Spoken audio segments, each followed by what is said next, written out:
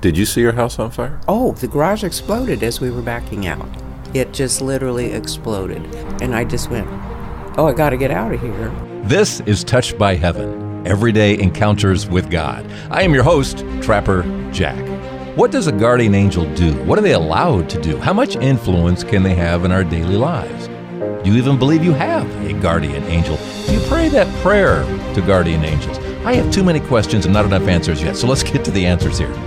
I have two great stories about guardian angels. One involves my sister, and one involves a very close friend. I'm going to start with my sister, older, wiser, oldest sister in the family of 7 siblings, Joanne Trammel, her husband Cliff. So I'm going to set the stage here. It was the night of October 8th, 2017. They're going to bed. They slip under the covers, and Joanne ends her day the way she's ended days for as long as she can remember. I always said prayers. I always did my evening prayers when I went to bed. Oh, God bless my day. I'm so thankful for today, or my friends and family, and that kind of things, and our Father's Hail Marys. As I got into more the angel of God, I think my guardian angel was a big part of my life. Familiar with the prayer to the guardian angel? Angel of God, my guardian dear, to whom God's love commits me here. Ever this day or night, be at my side, to light and guard, to rule and guide. To light and guard, to rule and guide. I think you're going to hear that in this episode today, in these two stories, how an angel was right there, a guardian angel, protecting. I couldn't quite figure out why I would be smelling smoke. This, it's like early morning. My sister Joanne, is it just the smoke that's waking her up at 1 o'clock in the morning? Looked around the house. She looks around, nothing going on, distant smell of smoke, but maybe there was a fire somewhere. But she heads back to bed until 3 o'clock. And for some reason or other, I woke up again. And she gets up again and walks around again. Yes, there's still smoke out there somewhere, but it's out there somewhere. Wind is picking up, starting to howl pretty good out there. But she goes back to bed until about 4 o'clock. The electricity had gone out. Well, then pretty soon, between the wind and the really heavy smell of smoke, I thought, you know what? Something's not right here. So I woke Cliff up, and I said, it was probably about...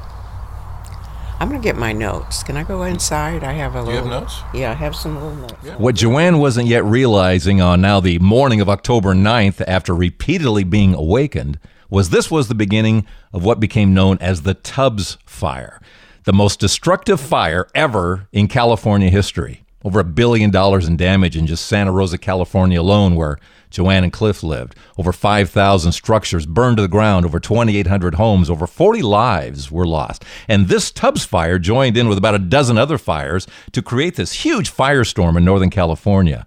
As it's getting underway, over 60-mile-an-hour winds, these fires are jumping over highways and everything, and it's coming up the hill. It's coming towards Joanne and Cliff's home there. And here's this beautiful home that Cliff and Joanne built in the early 2000s. In fact, I can remember when my wife Beth and I and the two then small kids of ours are standing there on this pile of rocks, boulders, and we're wondering, how on earth are you going to build a home here? But they had a plan. And they built this beautiful home, one of those open, light, airy homes, lots of windows to look out upon this vista, this gorgeous hunk of land, Santa Rosa, California, wine country, right? And this home they built ended up being our reunion place. The 7 siblings would gather there every summer, and we loved it. We used to always kid them, you can't ever sell this. And they would say, well, we're going to downsize some. No, you can't downsize. We're always coming here every year. But this was October 9th, and the fire is coming up the hill. I'm smelling smoke. I couldn't call out. My house phone was dead. I said, we need to get dressed. I think in the process of all this, he came back in, and I said, you need to get dressed, get some clothes on. I'll get some clothes on. And let's just go out and check and maybe get the hoses out, because we're starting to, see more. And pretty soon we saw some flames kind of to the back side of our house. So in the process of all this, we thinking there's a fire engine there, or they're helping put this fire out, wherever it is behind us. So we get our little hoses out, and we're hosing and stuff, and pretty soon I went back in the house, got my purse, for whatever reason, got my purse, put it with my phone. Joanne is just groping around in the dark. What's on the dresser? I'll just grab this and this. Put my ring on, my wedding ring on, my kind of just a nice opal ring. I don't know why I picked those rings. Couldn't see anything. I was reaching in to get stuff. Ran out of the bedroom, back upstairs for whatever reason, and there was a huge flames coming up behind our house. And I could see sparks, and I could see all that. Well, then, in the process, Cliff was in the front, seeing huge embers of, like, size of a baseball.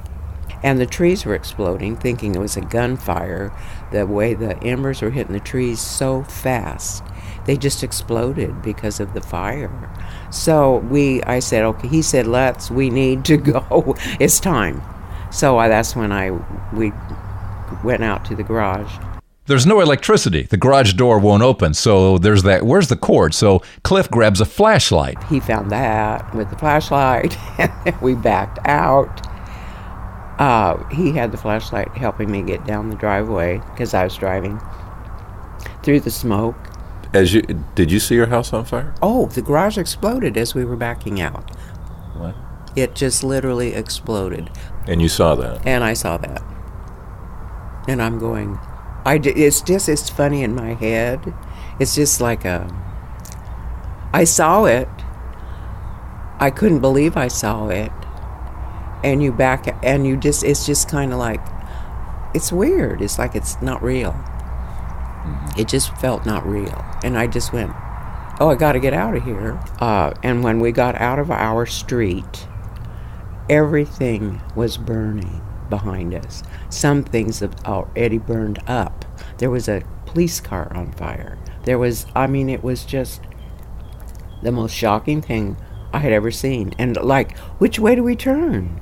Which way do I go, left or right on Fountain Grove? It was like, so anyway, he said, let's just go right. And in the process of all this, which is kind of funny, it isn't funny, but my seatbelt wasn't attached. So you get the friggin' ringing of the seatbelt. Fasten your, the ding, ding, ding.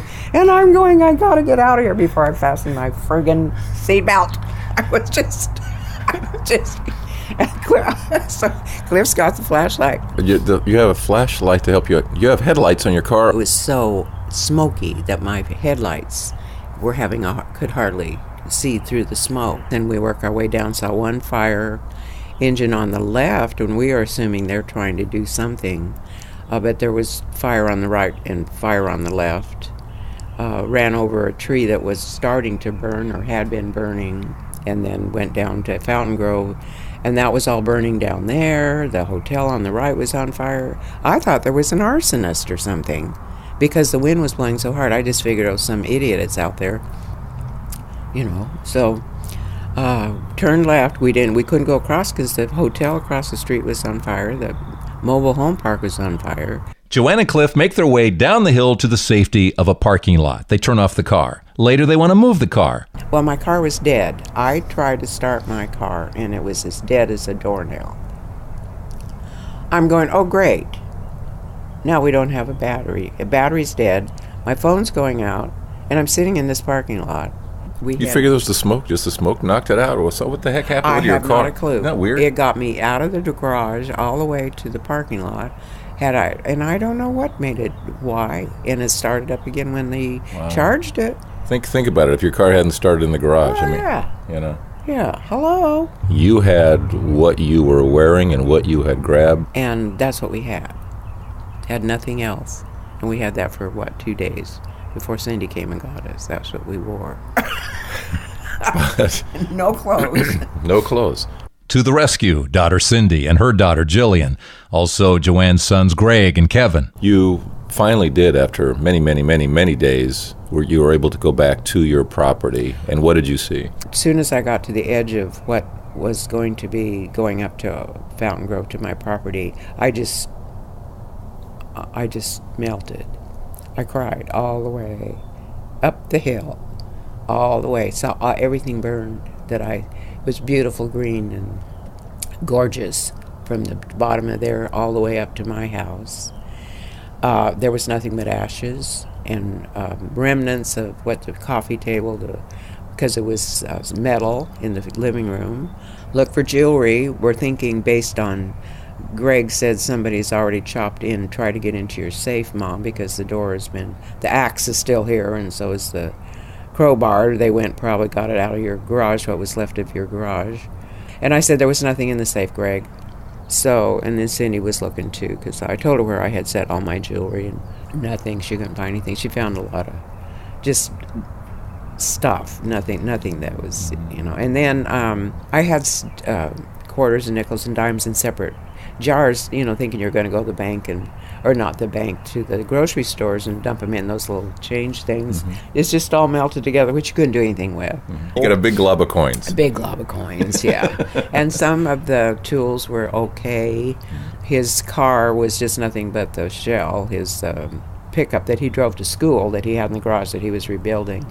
The shell of that was there, and pretty much that was it. What was the lowest point for you in all this? I think when I really saw it, when I actually really saw it, that it was gone. It was the most, it was like it was a family thing, because everybody helped build that house. My kids helped, everybody was part of it. They helped repair things, they helped furnish, helping me put things together, putting, where do you hang this, where do you put the dishes here? So they were, and helping build the house. My kids helped. Everybody was kind of a part of this house. All my photographs, which is the most precious in the world, all gone, of course. And then just mementos from family, friends, that bought me and that I had. I call it my stuff. But things like that you can't replace. There's just nothing that you can't. It's just in your heart. But you're still replacing. When you get right down to it, right now, here we are 8 months later. Yeah. Thanks to insurance, you have another home now. Yeah, I do. Which you are now slowly putting together and all of that. But it's interesting, because we've had these conversations where no matter what it is you think of, I need to go get X. Right. You don't have it. No.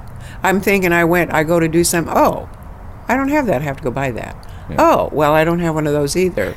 Probably I need to go buy one of those. It's just weird. For the last 8 months, it's been, I don't have that anymore. Yeah. How long do you think you were in that place where it was just the devastation of just everything is gone? About a good month. A good month. And even now, it's getting less and less, but it's unbelievable. It's just like a bad dream, and you're going to wake up. But that part is starting to fade for me. You replace a table once in a while, you replace a carpet once in a while, but this is everything. I don't have a spoon. Oh, probably we need silverware. Oh, yeah, cups and saucers. It's just amazing. Yeah. And thankfully you have family around you. I wouldn't have made it without family and friends. When all of this was going on, where was God and all this stuff for you? Well, but thinking back, somebody out there, I swear, was leading me somewhere. Because it's like, that's what I'm saying, it's kind of like you're in this state of why did you make that decision to do what I did at the time I did, and how I just knew I had to get out of there then, and how I got directed down which way to go, how I ended up at the fairgrounds, or even what you grabbed. Yeah, it was weird. I just put. You should have lost your wedding ring in that. Yeah, I couldn't see. So in this surreal moment, looking back, you felt guided. I think I was. Mm-hmm. I'm just so thankful that whatever worked, and it was meant to be. And just within the last, I don't know how to explain this too, but within the last few years, the way I think is there is a wonderful God that is looking out, and it's a wonderful thing. It's just beautiful. And I've kind of gotten more and more into that kind of a feeling, the God that I think loves you for who you are, and not what clothes you wear, whether you cut your hair or have a beard. He just wants everything to be good and nice. Don't kill anybody. Just be good people. So I always kind of feel like that there's somebody out there looking out for us, because I'm being very well taken care of. I have got so much love in my heart for my family and my friends, and just how things have evolved and where I am right now. A lot of people want to blame God for when, that fire. How did you let that happen? Did blaming him come to mind? No way. I would never. No way. Okay. Why? No. Human. It's a human thing. No way. It happens. He didn't do it. Well, fire does happen also spontaneously through nature. Well, that's true. Hey, wind blows, somebody lights a match. Yeah. Your stove catches on fire. Stuff happens. But it's not God doing it. No way. Okay. No way. Okay. It never entered my mind. Wouldn't begin to. The concept of God allowing things to happen. Ponder that one, because God allowed your house to burn down. Does that change anything? No. Okay. No. Why? Because it's just all. It isn't. That's not. It's just. It was meant to be. There was a reason that happened. Not just to me, but to 2,500 other people. It's just like it was just a happening.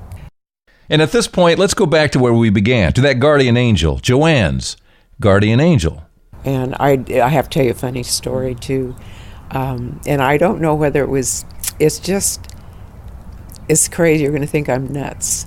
If somebody would be tailgating me on my way up the hill to Fountain Grove, I just said in my head, you better back off, because my guardian angel is in the back seat and does not like people tailgating.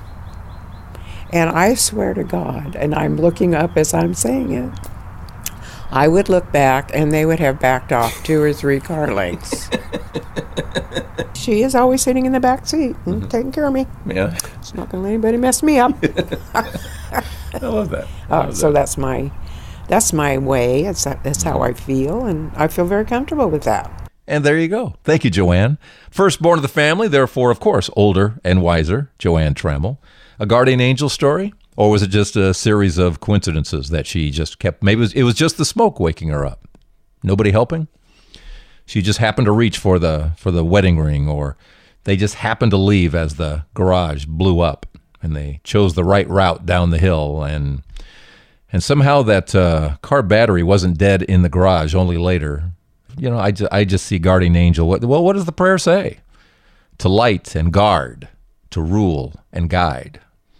I certainly believe she was, and she certainly does believe she was. Story number 2 about guardian angels, well, it goes back to that prayer again. I think ever since I was a little girl, I used to say that prayer, angel of God, my guardian dear, to whom God's love commits me here, ever this day be at my side. That is a very good friend of ours. Camille Anter lives right down the street here. Camille Anter and her husband Dick, very good friends of ours, and anytime we go out with anybody, I'm generally asking, do you have a story? Oh, yes, Camille has a story. I believe our angels protect us, and perhaps it wasn't my time or for something to happen to me, I don't know. Just something said, don't go out there. A beautiful story of her guardian angel. This was back in 1989. Okay. I know exactly, because that was when my sister got married, and we had borrowed a van, a large conversion van that we took up to Milwaukee. Took the 3 kids, had it loaded up with all of our stuff, and headed up to Milwaukee for my sister's wedding. And we parked it in a parking lot by the reception hall, and there was a hotel there. And one of the things I brought with me was a box of jewelry. And it was all the jewelry that I owned, because I have 4 sisters, and I wanted to be able to share anything that anybody might need for that weekend. So we're in the van, and we're unloading everything to go into the hotel room, and Dick said, you know what, leave the jewelry under your seat, under the front seat of the van. He said it's probably going to be safer there than putting it in the hotel room. And at the time I agreed with him. I said, sure, that's a good idea. So I put it under the seat. We unloaded our stuff. Still a lot of stuff sitting in the van. Dick had golf clubs and video camera and all this stuff for the weekend. So we put everything in the hotel room and went to the rehearsal dinner that night. And Dick went back to the hotel I went to my mom and dad's house, and we just continued to hang out there till probably maybe, I'm guessing, about 12:31 in the morning. I get a ride back to the hotel. I'm in the room, and I'm thinking, you know what? My jewelry's still out in that van, and I think I need to go bring it in. Just something felt uncomfortable about leaving it in the van overnight. So I was dead tired. What did Dick say to that? I think he was sleeping at that point. You don't remember response other than... He was good. probably sleeping. The kids were sleeping. Mm-hmm. I was tiptoeing into the room because it was late. But I remember just thinking, I need to get that jewelry out of the van. It didn't feel right that it was out there. Didn't feel right. Yeah. So my feet hurt. I was tired. It had been a long day. But I thought, okay, I'm determined I'm going to go get that jewelry. Walked out the door, went down a hallway, turned, went down another long hallway. And at the end of that hallway was a door leading out to the parking lot. So I had gone all that way, down 2 hallways, and I get to the door, I open it to step foot into the parking lot, and something pulled me back. Just something said, don't go out there. And to this day, I don't understand why. I just closed the door, and I turned around, and I walked back down that long hallway, back into the room, and closed the door, and I went to bed. The next morning, I wake up. Dick was already up, and he comes into the room. He had been out, probably getting something to drink, coffee or whatever. Comes back into the room, and I look at him, and his face is white. And he's just staring at me, and I said, something's wrong. And this is the morning of the wedding, by the way. I'm thinking we have to get up, we got to get the kids ready, get dressed. I'm in the wedding, I have to get dressed. But Dick's face is white. And I said, you don't look well. What's wrong? He sat down on the bed. He said, I have some bad news.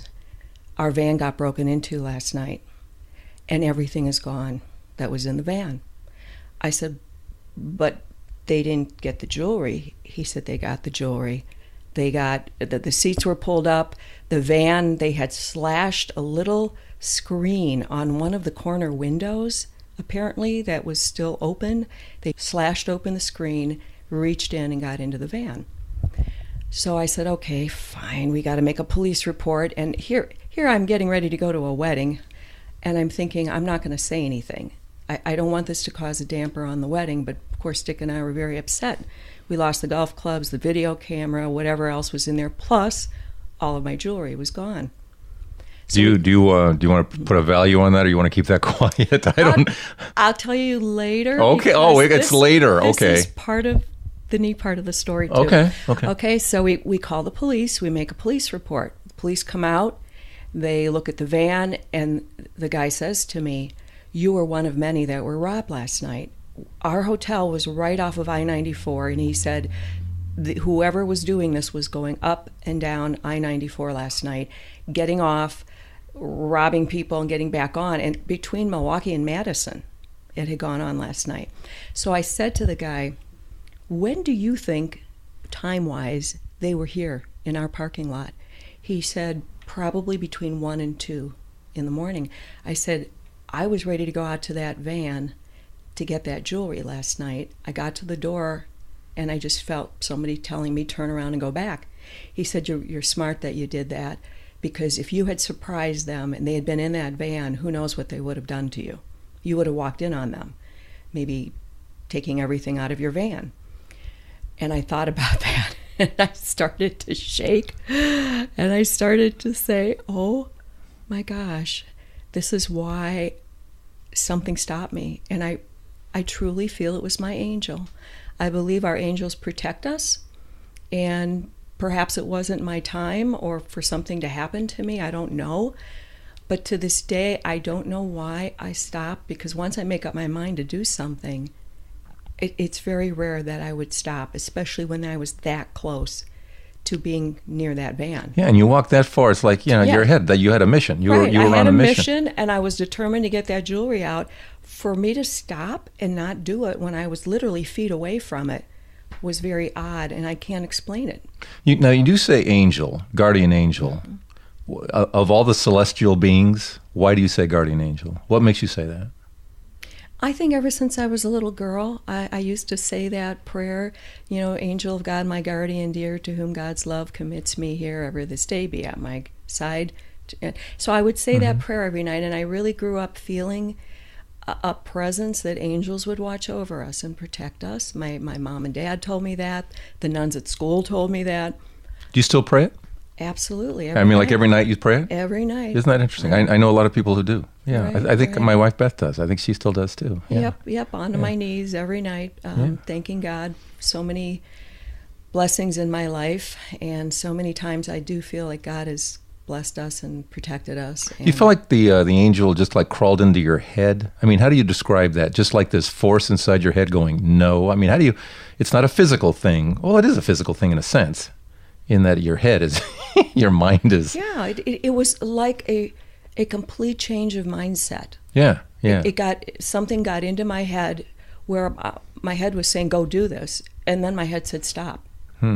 And I don't know why. I remember being very, very perplexed. I remember going back to the room and thinking, why did I do that? I didn't accomplish my mission. Yeah. Did Dick ask you anything like, or was he still snoring? No, I think, he was asleep. I mean, I was completely... This was all on your own. Completely on my own. Wow. And then, of course, the next morning, I'm thinking, when he told me everything was stolen, I remember beating myself up because I thought, you dummy, why did you stop? You could have gone and at least you could have saved the jewelry.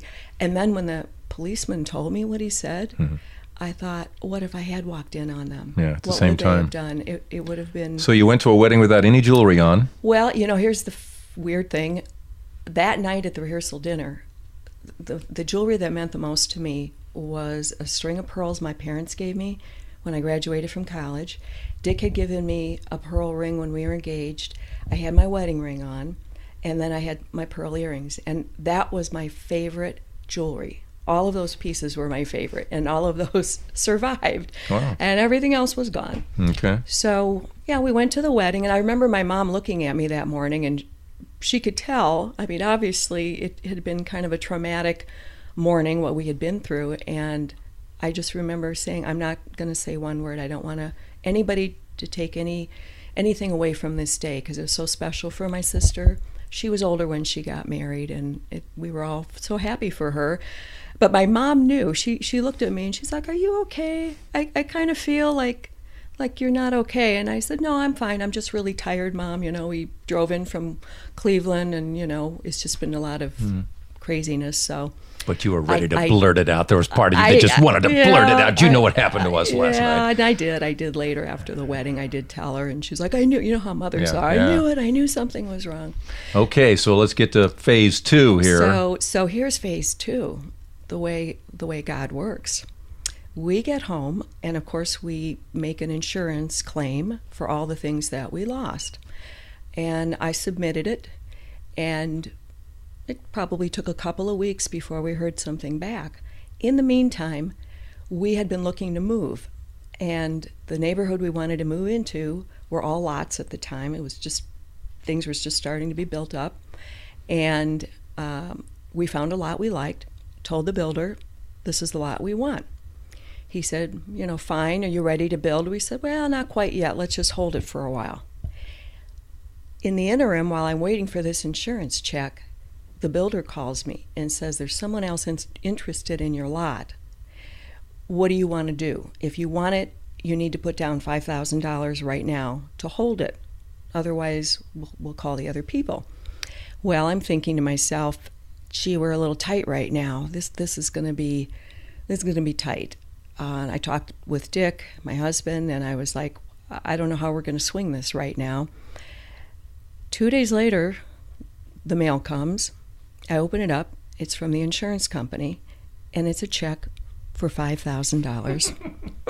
I love it. It's the exact amount. I love the fact it's the exact amount. Exactly what you need. Exactly. I called the builder. I said, we have the deposit. And I turned and I took that check. Came in one day and it went out the next day. But the way I look at it now is I did lose jewelry, but I gained a house. So It all worked out. It all did work out. Made your angel smile, too. That's pretty cool. Yeah. Thanks, Camille. We've got some reoccurring themes today, don't we? We've got houses, jewelry, insurance, destruction, and guardian angels. Oh, if you want to know that prayer, just go to touchedbyheaven.net, and we've got the prayer right there to the guardian angel and a link to another website with more prayers to guardian angels. So check that out at touchedbyheaven.net. Thank you for listening. Would you like to be a guest on the show? Do you have a story, angel story or otherwise? Please let me know. Go to touchedbyheaven.net. Contact me there. Leave me a little note, touchedbyheaven.net, and contact me, Trapper Jack. Thank you for your financial support right there, also at touchedbyheaven.net. Become a patron. It'll connect you to Patreon, and we appreciate your monthly support to keep these episodes coming. And thank you also for sharing these stories. Share the podcast with all who you believe will also be inspired. We're here to fortify the believer, and we're here also to spark the curiosity of everybody. Thanks for joining us. I'll see you next week on Touched by Heaven, Everyday Encounters with God. I'm Trapper Jack.